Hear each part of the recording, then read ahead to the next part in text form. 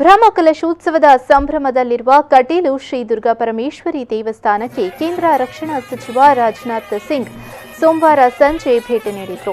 ಸಚಿವರನ್ನು ದೇವಸ್ಥಾನದ ಆಡಳಿತ ಮಂಡಳಿಯ ಅಧ್ಯಕ್ಷ ಸನತ್ ಕುಮಾರ್ ಶೆಟ್ಟಿ ಕೊಡೆತೂರು ಗುತ್ತು ವಾಸುದೇವ ಅಸ್ರಣ್ಣ ಸ್ವಾಗತಿಸಿದರು. ಈ ಸಂದರ್ಭ ದೇವರಿಗೆ ವಿಶೇಷ ಆರತಿಯನ್ನು ಬೆಳಗಲಾಯಿತು. ಕ್ಷೇತ್ರದ ಅರ್ಚಕರು ಕ್ಷೇತ್ರದ ಮಹಿಮೆಯನ್ನ ವಿವರಿಸಿದರು.